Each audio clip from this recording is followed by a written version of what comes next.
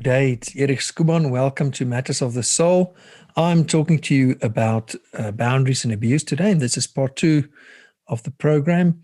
Last time we spent time on understanding the different types of abuse. So please refer to that video if you haven't seen it. But today I'm going to be talking about how to handle those situations of abuse, or what you need to do. Okay, so let's start. So there are two different situations that I want to address, and the first one is when it is physically safe to talk to the abuser and to handle the situation, and a second scenario where it is not physically safe. So if you expect physical retribution and on either you or the children, and I've said last time I'm going to focus on intimate partner violence or marital violence specifically, because I think it's a very difficult situation, but the principles can be applied in other situations. So if it's not physically safe, then what do you do? Okay, because you might find yourself feeling trapped. So let's first look at a situation where it is physically safe. Now, the information that I'm going to give you is also close to what I said in boundaries with families, how to set boundaries with families. So you will see there that and it's also close to fair fighting, the series that I did there on how to handle the conflict situation. So you can watch all of those programs as well, because it all focuses on establishing boundaries and being assertive. And so, I mean, it's healthy to set boundaries in relationships, and it's healthy to discuss things. And the ideal would be to become more open, more vulnerable, more closer to each other, so that it becomes so safe that we can be really vulnerable and have very limited boundaries, in a sense, in a country where there is safety from crime, you will find that the houses are not surrounded by a lot of high fences and walls with electric and barbed wire fences. You will find small fences, or no fences at all, even, or just some way of marking or indicating a boundary. The reason being because people respect boundaries, people respect the safety, and therefore people don't find it necessary to erect these huge boundaries. But when the safety reduces and the threat increases, then people will find it necessary to increase their defenses against the threat. So that's logical. But somehow it doesn't always seem so logical for us when we are in abusive situations. I'm also going to look at the approach that the Bible's approach on how to deal with this. But I want to say something there. And I think this has been a battle, and I'm not a theologian, I'm not a pastor. I see myself as a part-time freelance preacher kind of thing. I'm definitely not a qualified pastor, but I'm a Christian for 25 years now, and having studied the Bible, and I do thorough research before I do a program. I know that the view, and as a Christian counselor as well, I know that there's been a lot of debate on divorce, and especially within the situation of abuse. But I will recommend, and I will also add in my on the YouTube video, I will add additional information in the comment section on other videos that you can go and watch, that and other articles that will help you to understand the biblical view of this clearly. In a nutshell, it is any situation that threatens your life and safety, that justifies separation and even divorce. That's in a nutshell. But the point being that God hates abuse as well as divorce. So one needs to really make a thorough study of understanding why, how God really feels about this, and what he has punished in the Bible and what is not. So he's always punished violence and oppressiveness, and he has always liberated his people from those situations. And he's used those situations as well. But you can always hear that he is against the abusers. And so it's important to address that and to understand that. Now, okay, so I think the biblical view is important for people who are Christians and who might feel, but hey, I'm in the situation of domestic violence and I'm stuck here because I'm a Christian. I have to submit to my husband, and what happens there is that the healthy principle and the healthy command of the Bible for the wife to submit to her husband is taken to the extreme of saying you have to stay in an abusive, unsafe, uh, damaging situation where you are broken down physically, emotionally, verbally, financially, sexually, whichever it is. And you have to stay there because you have to be obedient to this one principle. But we see lots of exceptions to commands in the Bible, with David eating the showbread, Jesus healing on the Sabbath. Lots where Jesus argue and say, but safety is important, and healing and saving is more important than and surviving than keeping these laws. So it's important for us to not lose our logic as well when you're reading the Bible, but to read everything. Don't just take one verse and cherry pick it and say, but that is the rule, and then keep victimize the victims, actually. Okay, so I'd like to advise you to go into more depth there. So I'll add something a bit later on as well on some of the Bible's perspective on this. Okay, so if it's a safe situation, just a few ideas on that, but because there are a lot of other videos on this in my own library, you can complete your view of effective communication and all those things from all of those videos. But establishing boundaries, it's a good thing. So when you're going to approach somebody with setting boundaries, especially if it's if there is emotional abuse, but there's not a threat on your life or on your safety, there's not retribution that happens, intense retribution where you are filled with fear and you are going to be hurt. If it is a situation where abuse happens, but it is not a fixed pattern, so it was an abusive incident or so, what you then need to do is you need to address the incident.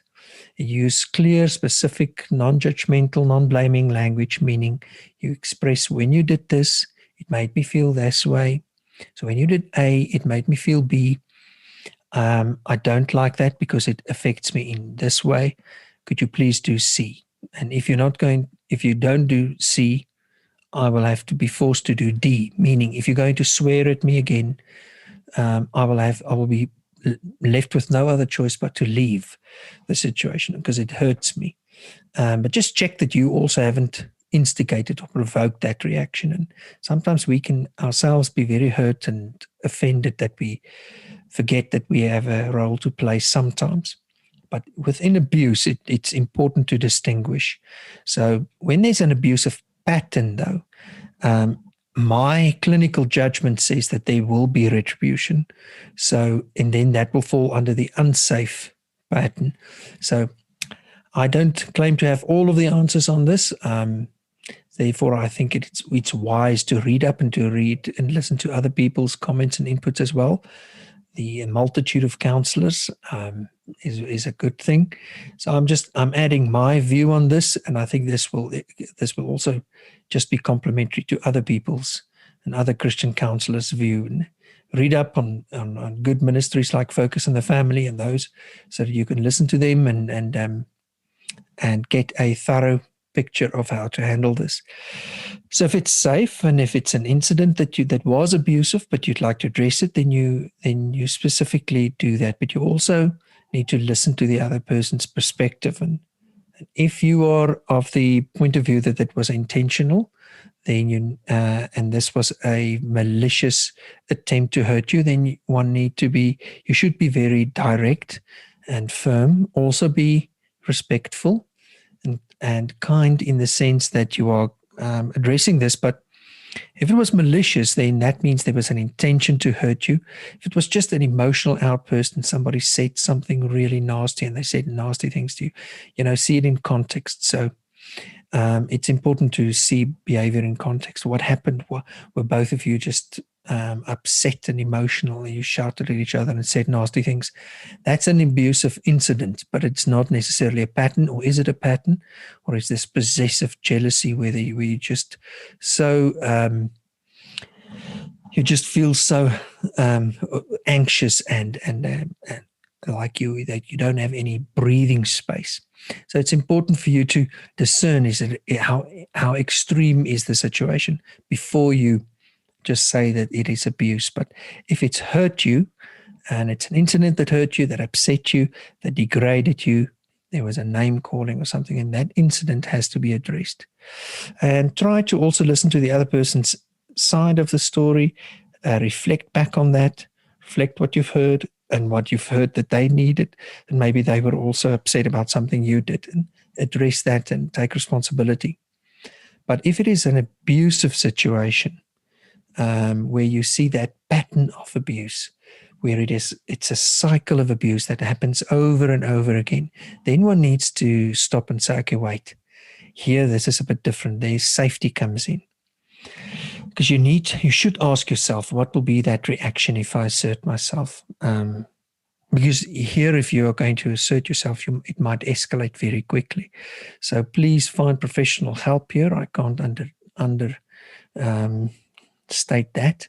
It's incredibly important that you gain the multitude of counselors' wisdom, that you get your pastor involved, friends, other Christian valued, wise friends filled with the Holy Spirit, people who are wise in the Word, not just people who are angry at the person that is abusing you and who would like to hurt you. And maybe you've not shared this with other people. Maybe you are keeping this a secret. I know some Christian women do that because I think it's what their duty is, to protect their husband. They shouldn't badmouth them. They shouldn't tell these stories about them. I understand that you want to respect them, because that's also what the word says, but you're actually respecting them by sharing it with trusted counselors and not posting it on Facebook. My husband is a real abuser. No, you are actually going to confidential situations where it can be thoroughly addressed. Okay, so you are actually showing respect. So if somebody, if it's then a situation where you are not safe, then what we need to then do is just to understand, look, I have to do something about this. If you cannot address the situation immediately, it's okay if you comply for a while, just until you've got your plan of action ready. So you've got to have a plan of action that is very clear as to what you're going to do. It is incredibly important that the abuse must stop. So in some way or whatever, you and all your children, you should get out of the abusive situation. If physical abuse, obviously you have to get out, but sometimes people become a bit confused as to emotional abuse, and it is more difficult to establish the exact intensity of it, because with physical abuse you can almost rate it. This is just a minor scratch, or that is a huge wound inflicted. But with emotional abuse, one can it might be little bit more difficult, and that might leave you with confusion, and so that you minimize the impact and say, "Oh, no, it's not that bad. It's okay." Or so I also don't want to just say blow things out of proportion, because you now get two extremes here. Either you are minimizing the abuse and saying it's not that bad, or you are, magnifying it and saying, no, it's really bad. But whereas it was just an incident where you both were upset and tired and emotional or whatever, and you screamed at each other. So it's important, and that's where other people come in to help you with feedback. People who are wise and calm and who could listen to your situation and give you input, and a wise counselor could do that, and I would advise that, so that you can get to the place where you have a clearer picture as to what exactly is going on. So you need to understand that, and then from there, what you do is you address the situation. Firstly, by creating a safety net for yourself by support, creating a safe space for yourself outside of the relationship. You need to develop those supportive relationships, get other people on your side, get them to hear what's going on so you're not alone in this anymore. And get your church involved if they are not to be trusted. Get other Christians involved, and I mean, your church should be the one who helps you through this. There are steps that the church should also take. And if it's a physically dangerous situation, you need to get to physical safety. You and the children, and the police also has to be involved. You have to get court orders in place. Those things are not unnecessary if there's physical danger, because you need to protect yourself against this. It's not unreasonable for you to build a wall around your yard with an alarm system, with a dog, with a gun, whatever you need for physical safety. It does not mean you're not trusting the Lord. You do both. You put on your seatbelt in the car and you trust the Lord. So you don't drive 240 kilometers an hour in a 60 zone. You do that on the Autobahn, in Germany. But meaning you keep to the rules, you do what is necessary, yet you still trust in God. So you need to act wisely. So being alone in this is very difficult because you might give up, you might become confused again, you might become overwhelmed with fear because you are intimidated. And then it's very important to when you've got support, to also plan a date and time where you can intervene and where the situation needs to be intervened. Maybe if there's physical danger, then that should not be just by yourself. Other people have to be involved. And I've actually assisted some of my clients to move out of the house whilst the other person was at work with the police. And once the husband actually arrived there, but the police were there and they helped the lady move out to a place where he does not know. So we had to get lawyers involved and all those things beforehand to properly get her legal footing right, to get all of those things ready so that when she was in the place, if the police is involved, then it is very important for you that you use their services as well to get out of such a situation. So we had to do that, and it was safe and it was secure, and the lady was brought to safety, and the lawyers were also involved, and we did all of these things prior to getting the intervention. What is important here is that if there's verbal and emotional abuse, that pattern and being escalated has to then be addressed. If it's not physical abuse and it's verbal, emotional abuse, then one can also confront that person. But I would advise with another person involved, like a professional person, like a psychologist or a counselor. If it depending on how severe it is. If it is really degrading and it is hugely aggressive, then one shouldn't even. Then that also becomes a safety risk. It's too close to physical escalation. And what I would then suggest is that you address that situation specifically, and that person has to be clearly told what exactly it is that they are doing, and that it should stop. So they should have no uncertainty as to exactly what you are asking them to do, what you're telling them to do. You are telling them, stop calling me names. It must be clear, direct, and it must be firm, not emotionally. You shouldn't also scream at them. The less emotion you show, the better. It should be somewhere where you are also self-controlled. You should also leave the room if that person escalates. Find space away from them if they don't stop. You should disengage from any activity where they are, any discussion where they are escalating emotionally and abusing you. So first of all, it has to be addressed. Tell them, this is not on. I'd like you to stop doing this. It hurts me when you do that. So it should be very clear. And if you are not going to stop that, then I'll have to leave. So then if every time it happens, then you would address that situation. You call out the behavior. and you have to be consistent with following through on your consequences. You can't just be inconsistent. Now you walk away, then you don't. Now, if that person starts calling you names over and over again, sometimes they taunt you, or then you address it in that situation. We slowly but surely escalate the consequences.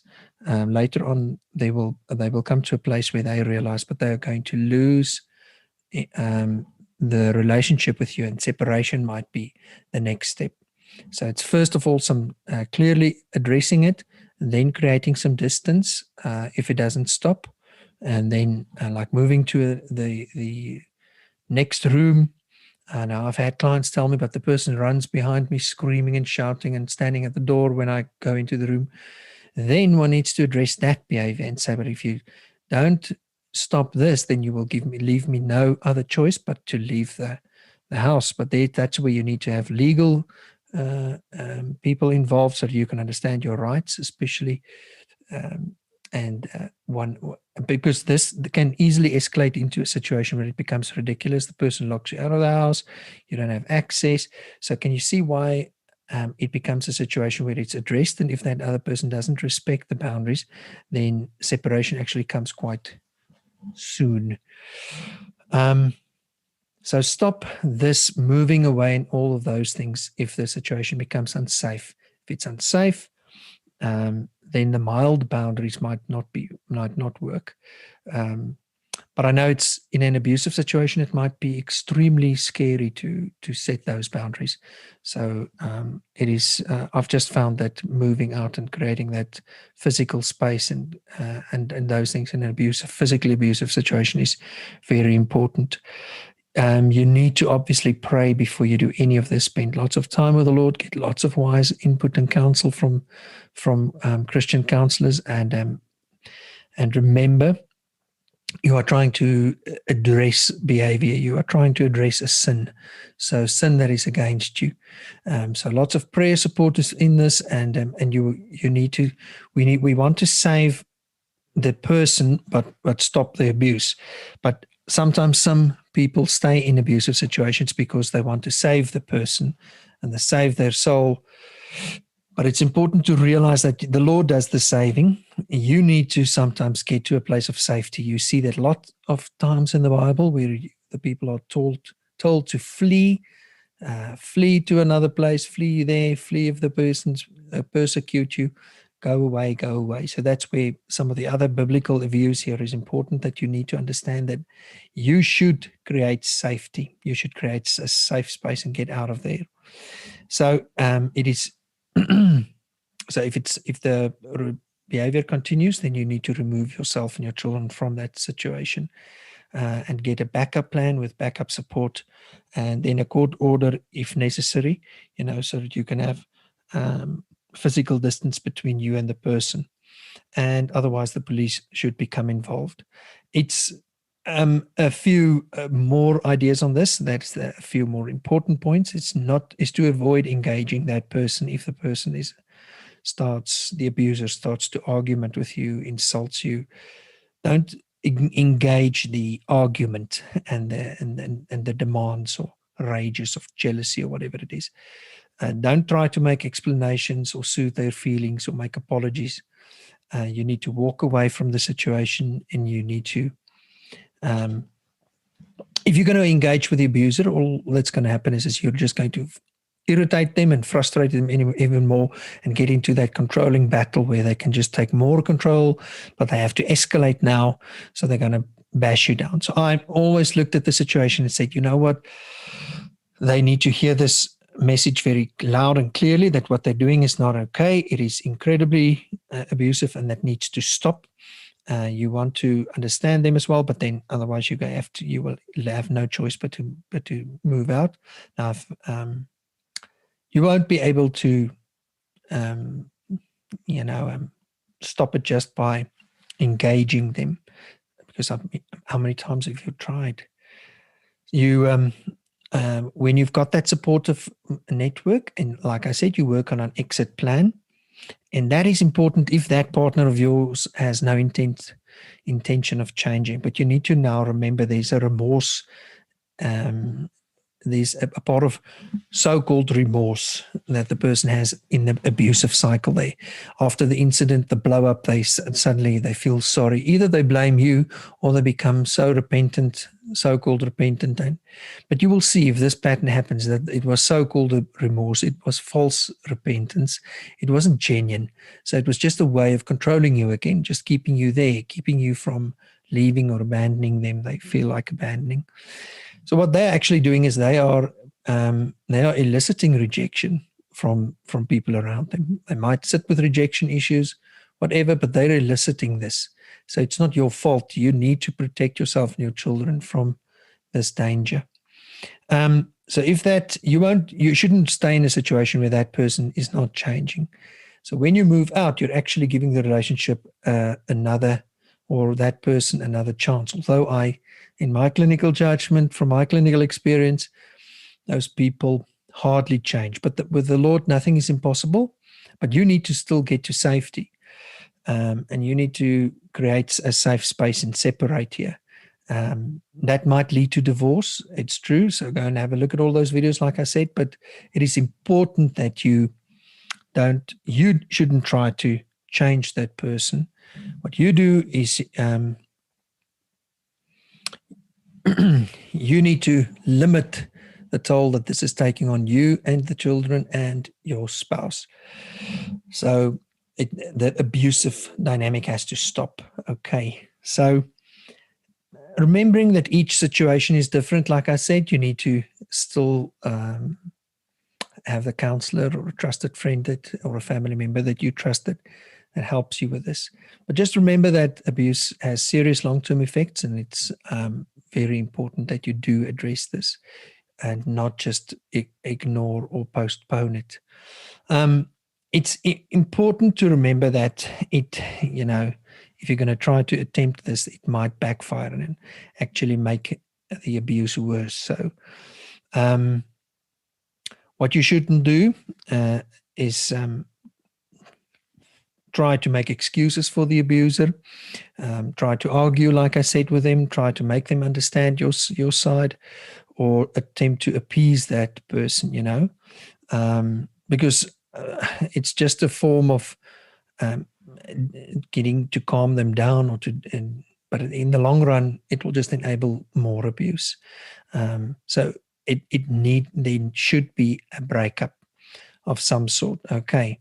So it is very important that you first pray, that you spend time with the Lord, get people around you that support you, that listens to you, and then that person needs to hear the message in a where it is safe, whether it is over the phone or whatever. That behavior needs to stop.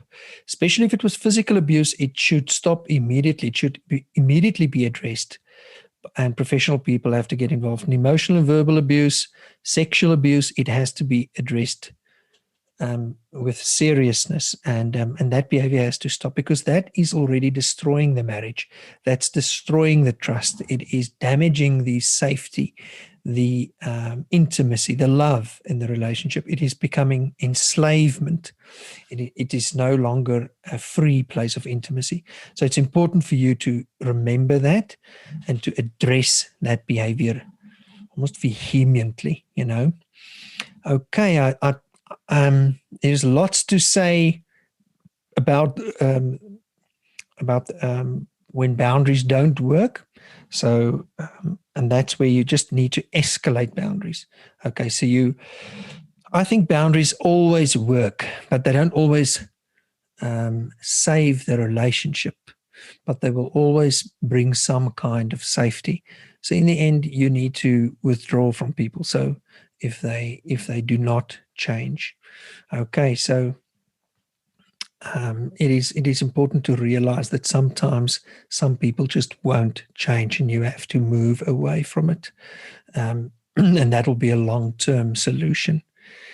Okay, so it's difficult. I understand this. It is very hard.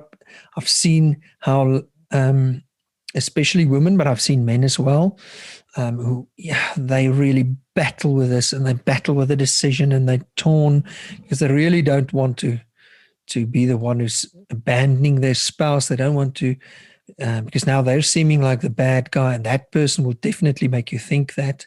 They will blame you and tell you that you are now abandoning them, and how could you do this? They are so committed to the relationship. They've tried. There'll be lots of accusations and manipulation, and then and that might leave you in turmoil. But you need to. That's why you get extra people to talk to you, so that you can get a clearer view of understanding. But that's just some more abuse. It's not him or her coming to you, being very honest and open and respecting your choices and saying, I will respect that. I'll respect the distance that you create. It is understandable. I've been very damaging towards you. And whatever is necessary, I will work with you so that we can, if it's possible, to rebuild the trust. And that person, if they really want to change, will go to therapy, will work with a Christian counselor, with the Lord, to give their lives fully to the Lord, to be subjected to Him, and to allow the Holy Spirit to work in them, to allow themselves to see, to look in the mirror, as it were, and to face their own sins and stuff, and to grow. And they will respect your distance and say, but I understand it. It is understandable that you've moved away from me. And now, how many of you have heard that? I doubt 1 in 100. So usually the person just vents out and lashes out even more, which shows you that it is indeed abuse, and that they need to get away, because that person is unrepentant. They don't want to change. They're making it even harder to work with them, because now you're actually, by addressing the harmful behavior, you are attacking the black mamba snake in your house, trying to get it out. But what are they doing? They're throwing you with a snake. So they are just blaming you again. So that's just more of the destructive behavior. Okay, so you need to make a call on this, and then say, but what is really happening? So once my clients have realized that, and they've seen, but look, this person is just continuously doing this. Like I've had that, then that the other person might even come and see me, the abuser. And what I would usually find is either they are trying to impress me and they're trying to show their good side. But I mean, we're trying to look through that. And that just confirms for me, and they would say all the correct things. But as soon as I start to place some pressure on them in sessions, then they usually either become angry at me, or they just don't come back. And they usually maintain that stance of being the victim and blaming and accusing. And then they would usually also become financially abusive even more. So what I have done with some of my clients is we have sat down and said, okay, look, we need to make a thorough plan of action here. You need to secure finances before you address the situation. You need to secure physical backup for you. Where can you stay? Where can you do this? Where can you do that? And get legal help so that you understand exactly what is you even get some of your partners' policies, numbers, all those things, because they will use all of that they will hide all of the information from you as much as possible. And because in physical safety danger, you need to leave, like I said, and move out when nobody's there, get help, support. If it's an emotional situation, one needs to then, you should address that situation with somebody, like I said, with you. And if they are not open to that and they feel offended and they are hurt, then one could then take the next step and say, but what other option do I have now? Because they are very angry and they're upset and they don't want to change and it's all your fault. That just shows you that it's not possible to go further with this. How are you then going to change this? Because now you've tried to address it in a loving, professional, firm way, but they won't see that. They won't take ownership. So what else can you then do but to move away and say, but for me to feel safe in this relationship again, I need you to come to me to counseling. We shouldn't stay together.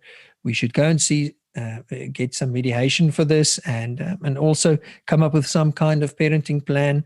If there are children involved, if the children's safety is at risk, please don't involve that person.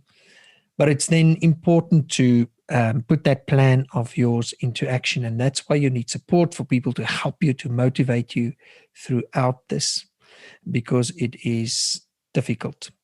Okay. And in the end, it is sad, but many of those situations end up with divorce because we find that a person, and I like Wayne Grudem's view, is a Baptist pastor, if I'm correct. What he said is that he changed his view on divorce and abuse. And there's a nice article on Christianity Today's website on that.